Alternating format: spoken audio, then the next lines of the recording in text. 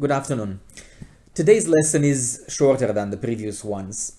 We will learn a quick application of the Riemann integral, namely the computation of the average value of a function.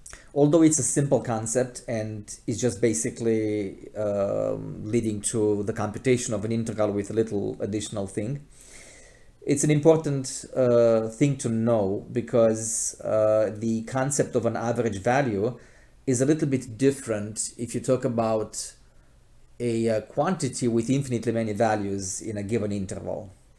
Because when most people, when before they learn calculus, if they think about the concept of an average, they think about a collection of finite numbers, right? So if, as an example, if I give you three numbers, let's say 7, -3, and 5, and I ask you what is the average, I'm assuming most of you will know that the average is the sum of these numbers divided by the number of the numbers, I mean by 3, right? So you have three numbers, their average is the sum of those divided by 3. So in this case it will be 4 plus 5 over 3, 9 over 3 equals 3. But in many applications you may have infinite many quantities, and yet it still begs the question, what will be the average of those quantities? So how do we actually come up with the average of infinitely many numbers, roughly speaking? I mean, in this case, not infinitely many numbers coming from anywhere, but these numbers are essentially values of a function on a given interval. And as a motivation, for instance, imagine that you have some models, like for instance, a function which gives you the temperature depending on the time t in a given day. I'll actually work an example toward the end, right? So imagine, for instance, you have a function big T of little t, which is basically the temperature at time t in a day where t is in hours, measured in hours. You may want to know what's the average temperature. It's a quantity that everybody knows, right, when they look at the weather forecast. So how do you actually come up with this this answer, right? If the sample is infinitely numbers, right? Because t can be any number in that 24-hour interval. Now you may think about that you have only 24 hours, but again, this is a continuous function, right? So we have fractions of hours as well, right? So you have basically infinitely many numbers that constitutes the value of the possible value of this function. So this leads to the Riemann integral, and here's the reason why. Imagine you have a function. So let's start from scratch here, okay? So suppose you have a function f of x on an interval ab.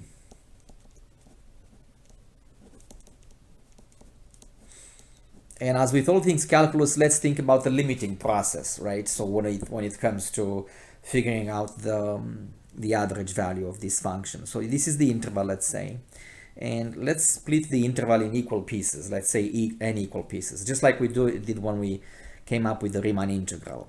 In other words, a partition. So x naught is the end point, the left end point, x1, x2, all the way up to xn. By convention, remember, x naught always stands for the left end point, xn for the right end point on an interval. And let's say the distance between any two neighboring points is the same. So that means xi minus xi minus 1 is delta x, which is b minus a over n. So you split the interval in n equal pieces. Delta x, again, is the notation for the distance between any two neighboring points. And incidentally, because we used the notation dx before, the little dx essentially is what delta x becomes as n goes to infinity. So you could say that delta x approaches dx, or is replaced by dx as n goes to infinity when we eventually get to the Riemann sum. So suppose that we pick also intermediate points on each subinterval. So let's say C1 in the first subinterval, C2 in the next one, all the way up to Cn. If we evaluate the function at these intermediate points, so if we look at f of C1, f of C2, dot, dot, dot, f of Cn, you can think of this n numbers as a sample of n values of f of x on the interval AB. And it stands the reason that the more points you pick, the better you are to compute the average value of the function. So if I take this sample of n values, the average of this sample is going to be obviously the sum of these numbers divided by n, because there's n of them. So again, this is not, by the way, the formal proof, but just briefly. I mean, in this class, for those students who take the class with me, I like in classes like this not to focus on proofs, but on the flip side, I'd like to provide either proofs or sketches of proofs whenever they're not too complicated and don't take too much time, because it's always useful to know where things come from.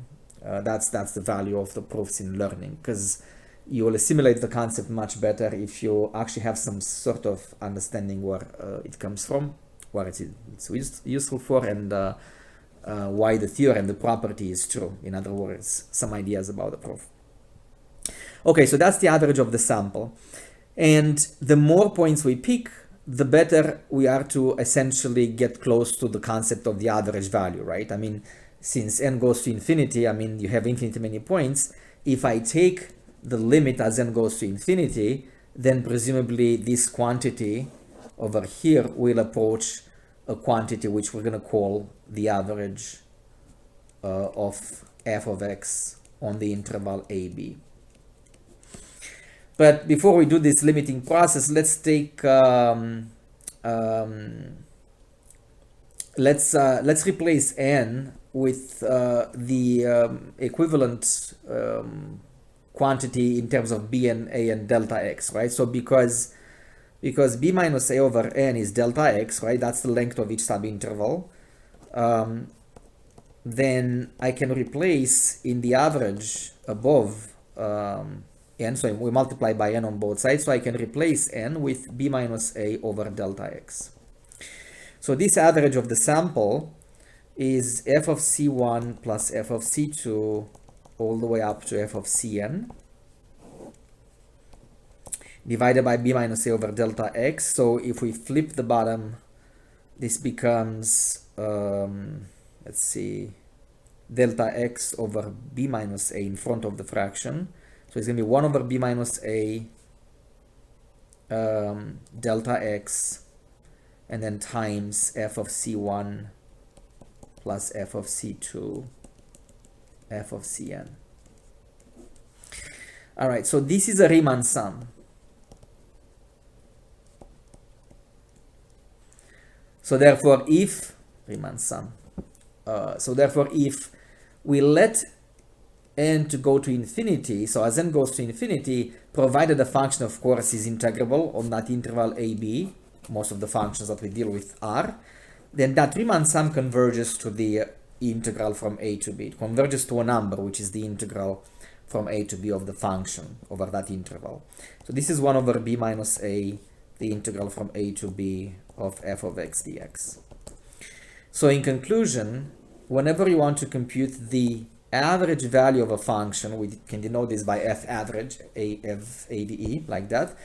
So the average value of the function on the interval AB, that's simply the integral over that interval divided by b minus a. So you can write this as 1 over b minus a times the integral from a to b of f of x dx.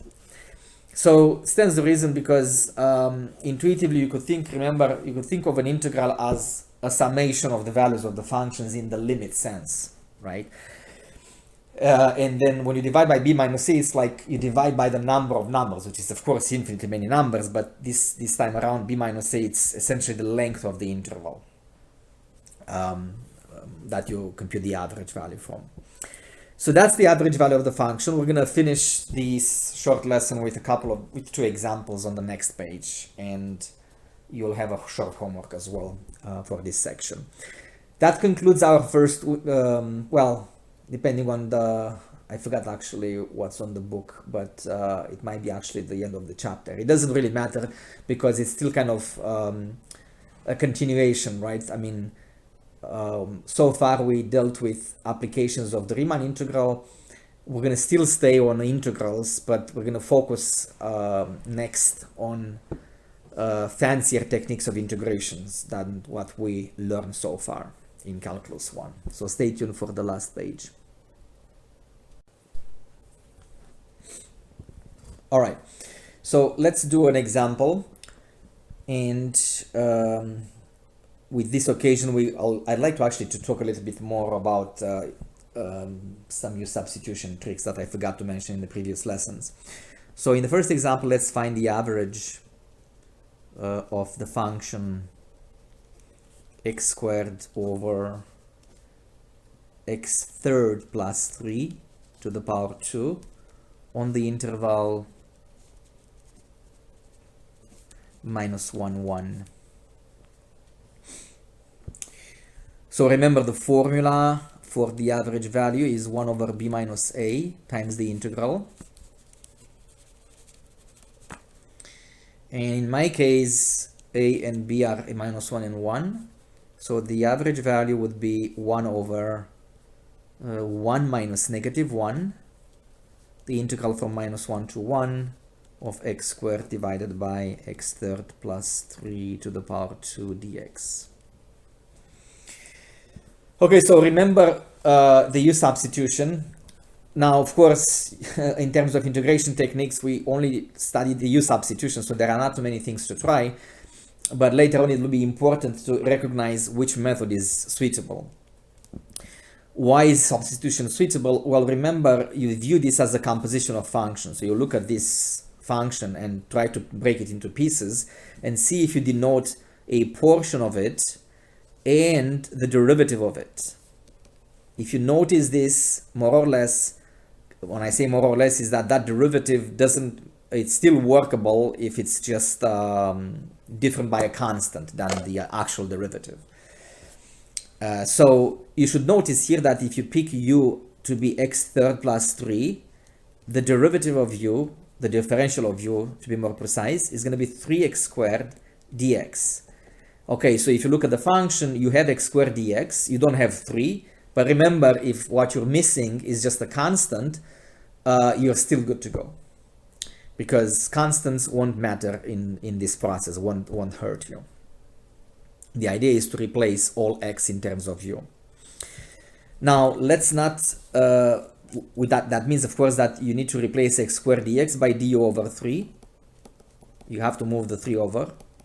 And let's also not forget to change the bounds of integration. So going back to the substitution, if x is equal to minus 1, u will be minus 1 to the third plus 3, which is 2. If x is 1, u will be 1 third plus 3, which is 4. So now you have all the ingredients to proceed with the substitution. So 1 over 2 in front of the integral. Now it's from 2 to 4. X squared dx is going to be 1 over 3 du. So let's start with 1 over x third plus 3 squared. That's just 1 over u squared. And x squared dx is du over 3. Now we can bring the 1 over 3 outside. And then we can write 1 over u squared as a power in preparation to the power rule for the last integral. 1 over 6, u to the minus 2 plus 1 over minus 2 plus 1. And so that becomes minus 1 over 6 u to the negative 1, which is 1 over u. And finish up with the fundamental theorem of calculus. 1 over 4 minus 1 over 6 times 1 over 2. Let's start with the last one because that's positive. So that's 1 over 12 minus 1 over 24. Multiply by 2. And that's going to be 1 over 24. So that's the average value of this function. Remember, when I go over this, those of you who take my class, remember this is assumed, I'm assuming that you use the pause button often and even the rewind. There's, to me, it's not needed to make pauses as I normally do when I teach to see if students catch up or have questions, because this is not live, obviously. So there's no point in lengthening the video unnecessarily. But that means you are responsible when you go over this to pause and do the computation if you need to catch up. That's the easiest way to go about.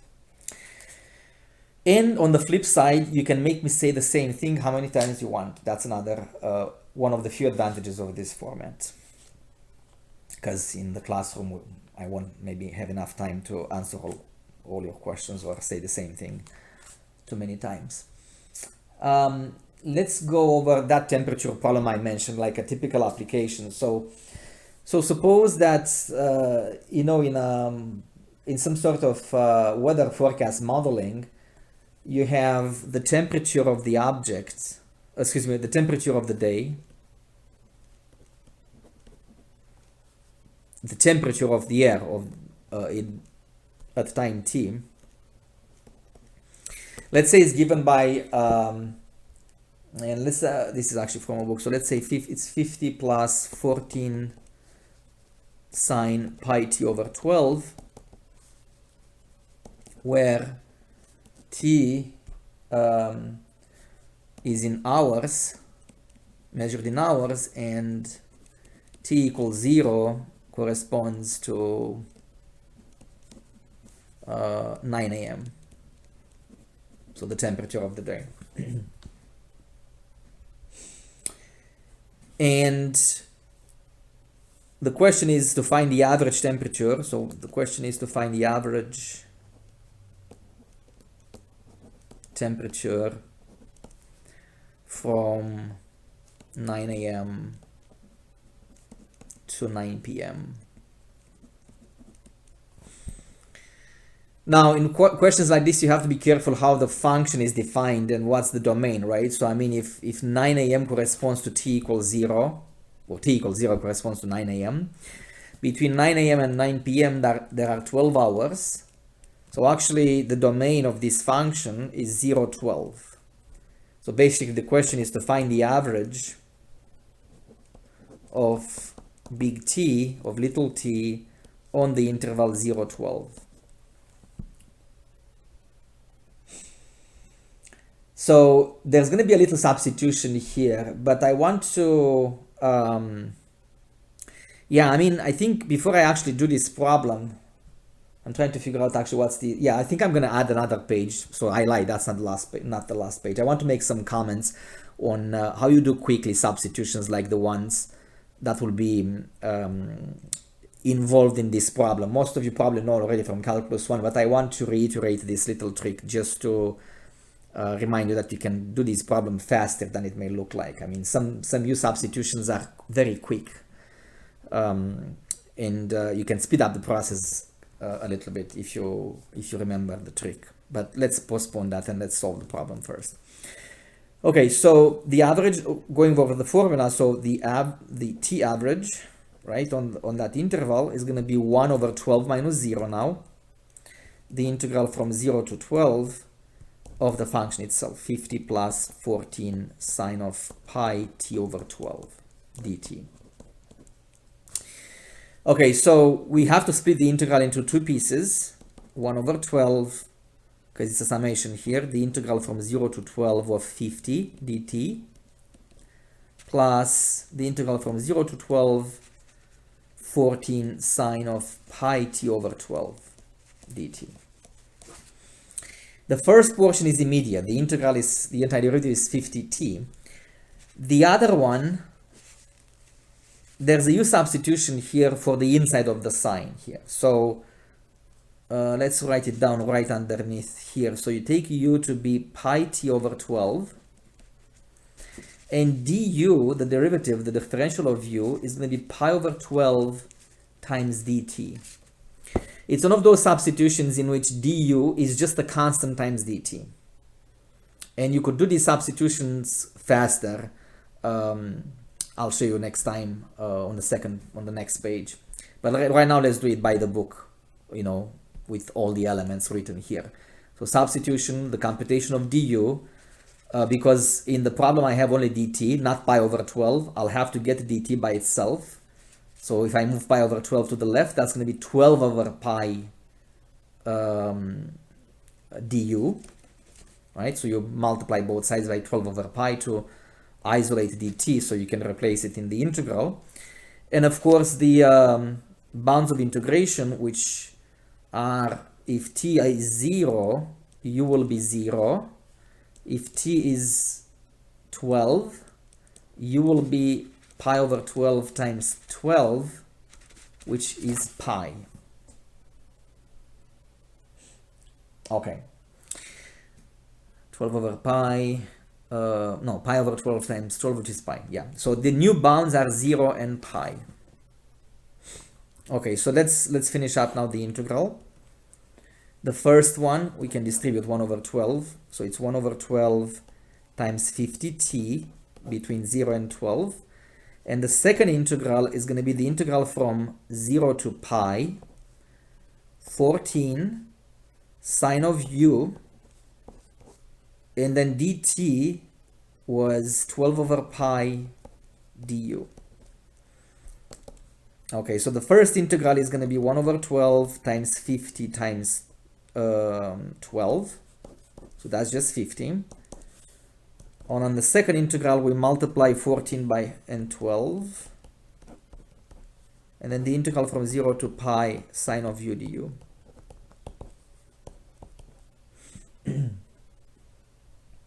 So 50 times 12 over 12, that's just 50. And I think I forgot 1 over 12, sorry about that. So it's 1 over 12 in front of the second integral. There was when I distributed 1 over 12 on the second integral, that's another 1 over 12 here, which again cancels. So we have 50 plus 14 over pi. The antiderivative of sine is minus cosine of u between 0 and pi. And then one more Leibniz-Newton, one more fundamental theorem of calculus over here, minus cosine of pi minus cosine of 0. Cosine of pi is minus 1. Be careful here with the double negatives. Cosine of 0 is 1, so that becomes 1 plus 1 basically. So it's 50 plus 28 over pi. 50 plus 28 over pi, which is approximately, it's 58.9.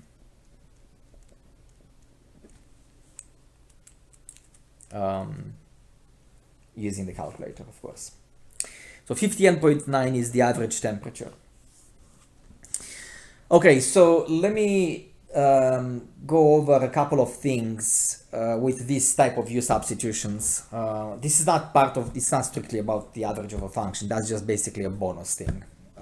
So you could do this u substitutions a little bit faster when they have this property that du is just a constant times dt. So stay tuned for the bonus, and then that's it for today.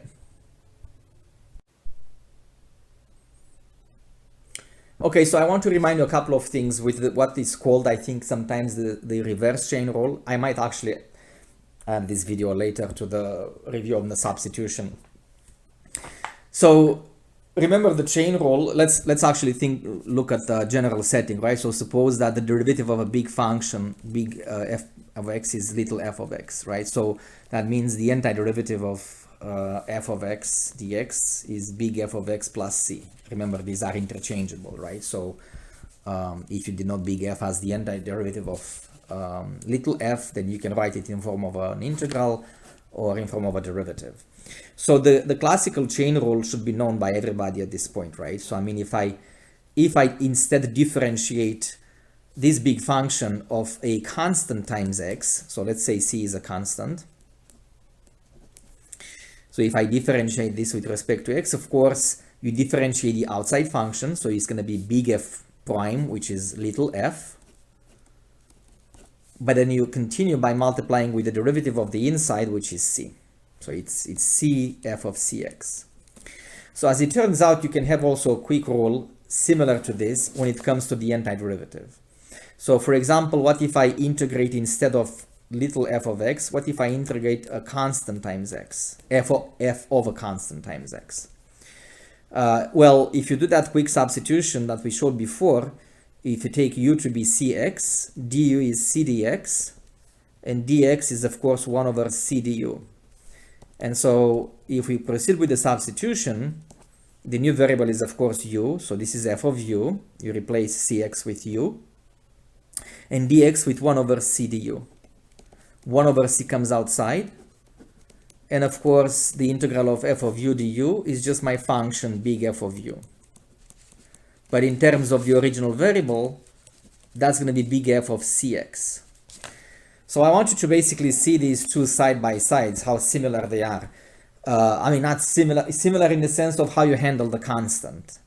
So when it comes to the chain rule, when you have just big F times a constant, you differentiate big F like you normally do, but of course you multiply also by a small constant because of the chain rule. When you integrate instead little f of cx dx, you integrate like you normally do as if it was just f of x. So you have big F of whatever inside, right? Big F of cx, but you also remember to multiply by 1 over c. So I think it's called reverse chain rule in the sense that you have this basically manipulation of that constant. If it was times c with differentiation, it's 1 over c for integration. This is a very useful and handy thing to keep in mind to save time. So for instance, if I differentiate sine of 3x, let's say I differentiate it. Now you remember that's cosine, not just cosine of 3x, but it's 3 cosine of 3x. What happens if I integrate instead sine of 3x? Well, I remember to integrate sine as I normally integrate sine, which is minus cosine, right? Minus cosine of 3x, that's the antiderivative. But I also have to remember to multiply by 1 over 3. Kind of squished there. I should have left more space here. So instead of times 3, as for the derivative, is going to be minus 1 over 3. Very useful to keep in mind, and I'll show you how that plays a role with, I should add here the concept of integration, with the previous example. So here's another one. Let's say the integral of cosine of 5x. Everybody should know that the integral of cosine is sine, so the answer is sine of whatever is there inside, but in addition to that you multiply by 1 over 5. Just make sure you don't get confused with the derivative, right? If I have to differentiate cosine of 5, the derivative of cosine is minus sine, and instead you don't multiply by 1 over 5, but multiply by 5, right? That's the traditional chain rule. So in our previous example, we had at some point the integral, we had to compute at some point the integral of sine of pi t over 12 between 0 and 12.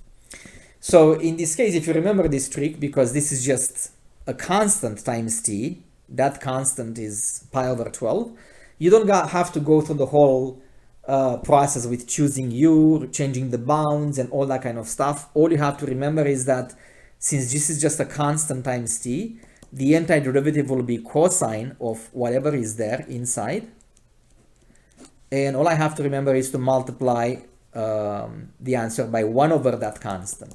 This is 1 over pi over 12 between 0 and 12. So that becomes 12 over pi, and then pi over 12, excuse me, cosine of, that's kind of a mess. So 12 over pi cosine of pi over 12 times 12, and then minus 12 over pi cosine of 0, actually, right, if you plug in 0. And so that was 12 over pi, and then cosine of pi was minus 1, and then another minus 1. So this quantity came to be in the previous problem. Now remember, this little trick is just for substitutions in which u gets to be some constant times x or whatever that variable is, not for other types of substitution, just for a constant times the variable in the problem. So that's it for today.